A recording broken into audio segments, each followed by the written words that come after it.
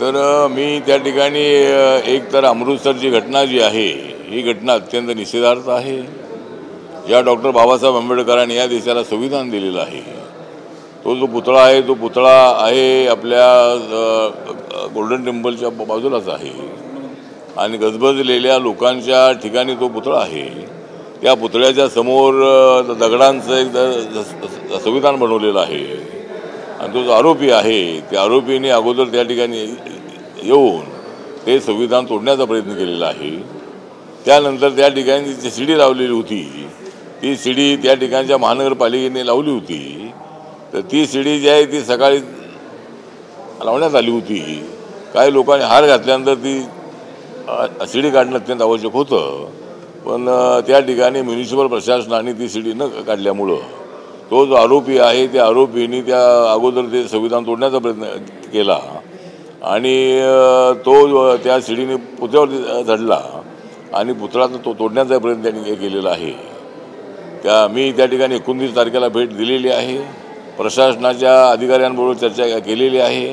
त्या ठिकाणचे जे पोलीस कमिशनर आहेत, म्युनिसिपल कमिशनर आहेत, कलेक्टर आहेत, त्यांच्याशी मी चर्चा केलेली आहे आणि माझी मागणी अशी आहे की या घटनेला भगवंत मान यांचं जे सरकार आहे ते सरकार जिम्मेदार आहे. बाबासाहेब आंबेडकरांचा अपमान 26 जानेवारीला होणं ही घटना अत्यंत गंभीर आहे. 26 जानेवारी 1950ला देशामध्ये बाबासाहेबांनी दिलेलं संविधान लागू करण्यात आलं आणि त्याला 75 वर्षे पूर्ण झालेली आहेत आणि त्याचा अमृत महोत्सव जो आहे तो साऱ्या देशामध्ये तसा करण्यात आलेला आहे. आणि अशा 26 जानेवारीला त्या ठिकाणी पोलीस बंदोबस्त ठेवायला हवा होता, पण त्या ठिकाणी पोलीस बंदोबस्त नसल्यामुळं आणि शिडी अनावश्यक दिवसभर त्या ठिकाणी ठेवलेली असल्यामुळं दुपारी 3 वाजता तो जो बेशरम जो माणूस आहे तो 24 वर्षाचा तरुण आहे. त्या तरुणाने अशा पद्धतीची घटना केलेली आहे. त्याला पकडलेला आहे. तो पूर्वी तो दुबईमध्ये राहत होता आणि तो मोगा जिल्ह्यामधला तो राहणार आहे. तर माझी मागणी अशी आहे की याला पोलीस प्रशासन जबाबदार आहे. पोलीस प्रशासनापेक्षाही भगवंत मान यांचं सरकार याला जिम्मेदार आहे आणि बाबासाहेब आंबेडकरांचा अपमान होणं ही अत्यंत गंभीर गोष्ट असल्यामुळं भगवंत मान यांनी राजीनामा द्यावा आणि माननीय अरविंद केजरीवाल यांनी त्यांचा राजीनामा घ्यावा अशा पद्धतीची आपली मागणी आहे. आणि त्याच्यावर जो देशद्रोहाचा गुन्हा आहे तो अद्याप लावण्यात आलेला नाही, तो लावावा अशा पद्धतीची जनतेची मागणी आहे, माझी मागणी आहे. आणि त्याच्यावर देशद्रोहाचा गुन्हा लावावा अशा पद्धतीची आपली मागणी आहे. आज आर्थिक पाहणी अहवाल सादर झालेला आहे.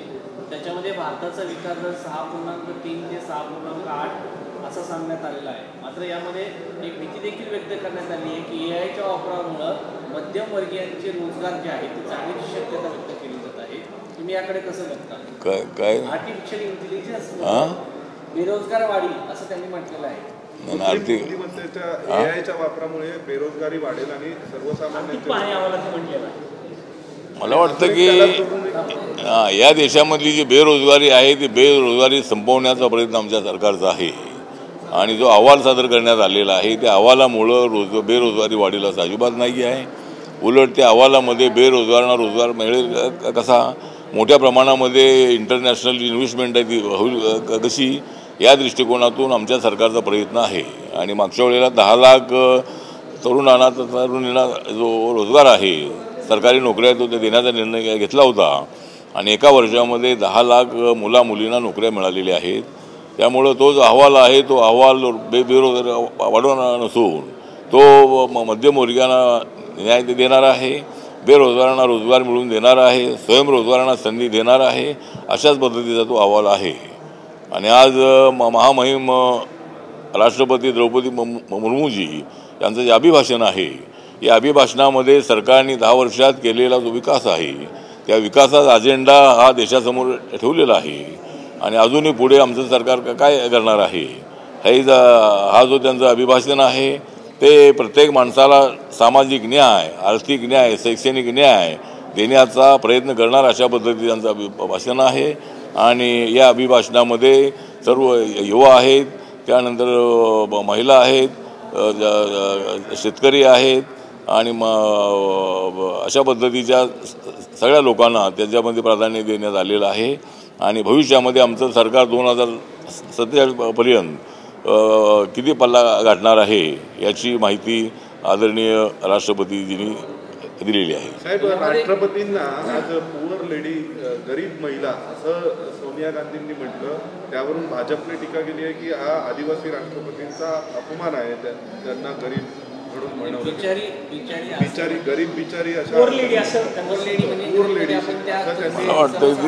राष्ट्रपती. मला वाटतं की ती माननीय द्रौपदी मुर्मू पुअर लेडी नसू, त्या पॉवरफुल लेडी आहे. त्यांना राष्ट्रपती पदावर त्यांना संधी मिळालेली आहे. नरेंद्र मोदी यांना एका आदिवासी समाजातल्या महिलेला त्या ठिकाणी संधी दिलेली आहे. त्यामुळे मला असं वाटतं की माननीय आदरणीय द्रौपदी मुर्मूजींना पुअर लेडी म्हणणं, बिचारी म्हणणं हे अत्यंत अयोग्य आहे.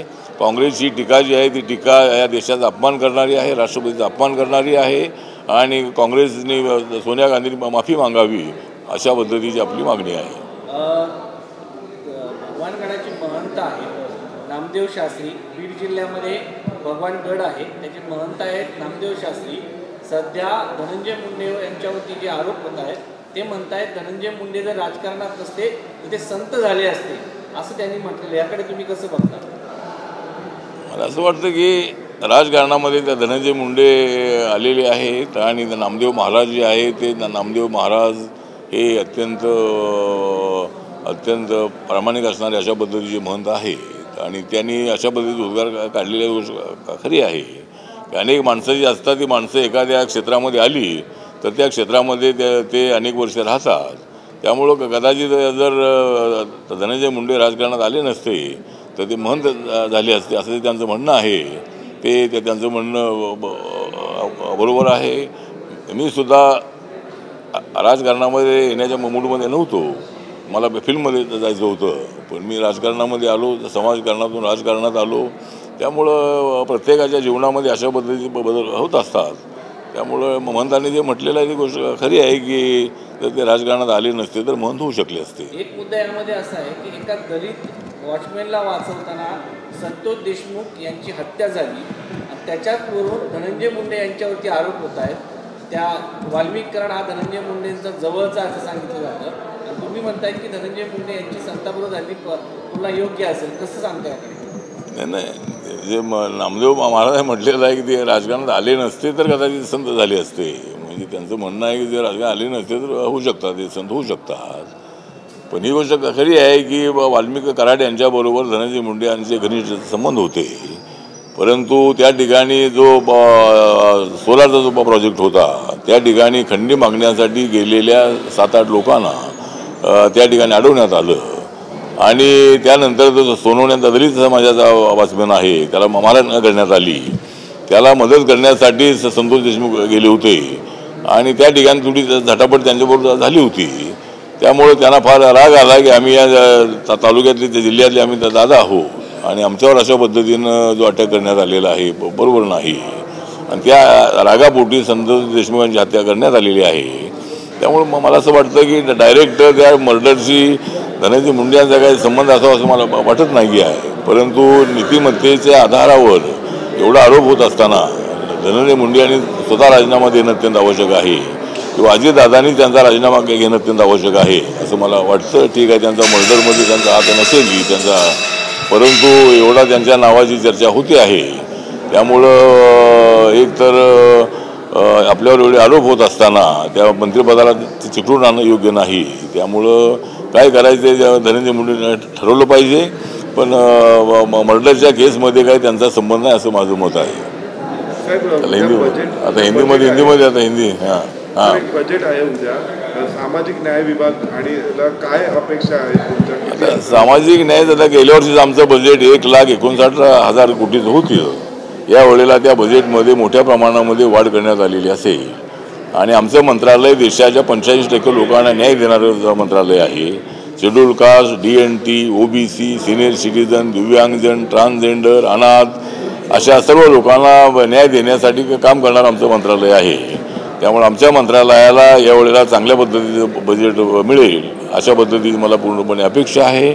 आणि आमचं मंत्रालय सर्व लोकांना एकत्र आणण्यासाठी, सामाजिक न्यायासाठी आणि जी विषमता आहे ती संपुष्टात आणण्यासाठी ही काम करणारं आमचं मंत्रालय आहे. त्यामुळे आमच्या मंत्रालयाला अत्यंत चांगलं बजेट मिळालेलं असेल असा मला पूर्णपणे विश्वास आहे.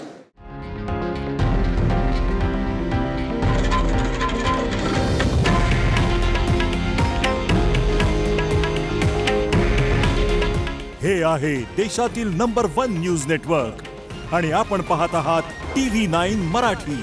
काळजी तुमची, हित महाराष्ट्राचं.